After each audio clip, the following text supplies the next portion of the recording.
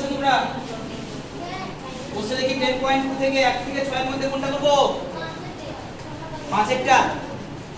ওকে, 5 একটাই করো।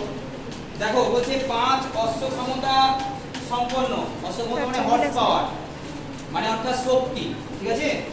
সেই শক্তি 5 অশ্ব ক্ষমতা সম্পন্ন একটি পাম্প 36,000 লিটার জল 8 ঘন্টায় উপরে তুলতে পারে। তাহলে 7 অশ্ব ক্ষমতা সম্পন্ন পাম্পে 63,000 লিটার জল তুলতে কত সময় লাগবে?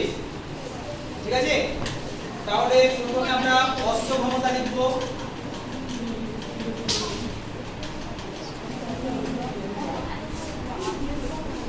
অশ্ব ক্ষমতা, তারপরে লিখব আমরা জল,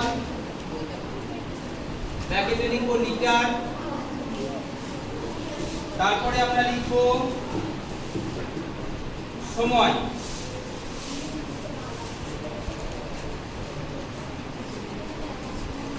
সময় কি লিখব ব্র্যাকেটে আমরা ঘন্টা। বেশ, তো অশ্ব ক্ষমতা কত? 5 অশ্ব ক্ষমতা, কত লিটার জল? 36,000। কতদিন সময় লাগবে? এই কত ঘন্টা সময় লাগবে? 8 ঘন্টা। এবার 7 অশ্ব ক্ষমতা 63,000 লিটার জল তুলতে হবে, সময় কত লাগবে বের করতে হবে। তা দেখো অশ্ব ক্ষমতা বাড়লে পরে সময় কম লাগবে না বেশি লাগবে, কে বলতে পারবে? অশ্ব ক্ষমতা বাড়লে পরে সময় কম লাগবে না বেশি লাগবে? সময় কম লাগবে। তাহলে এটা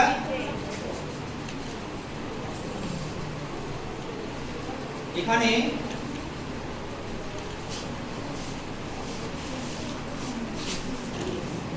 অশ্ব ক্ষমতা ও সময় ব্যস্ত সম্পর্কিত। অতএব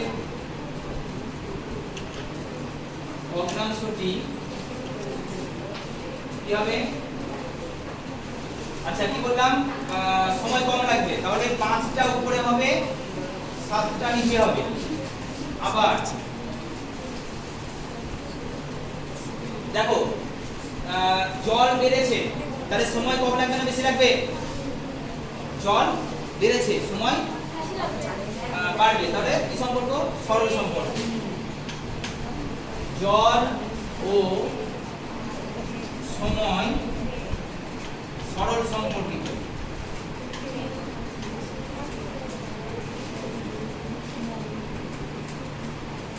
অতএব ভগ্নাংশটি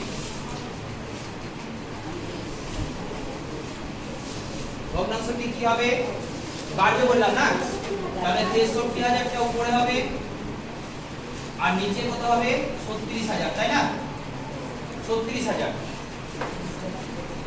ঠিক আছে, তাহলে এবার আমরা উপরটা একটু মুছে দিচ্ছি, তার ক্যালকুলেশনটা করতে সুবিধা হবে।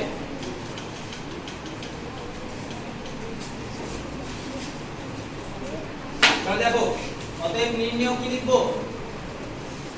নির্ণেয় সময়, নাকি?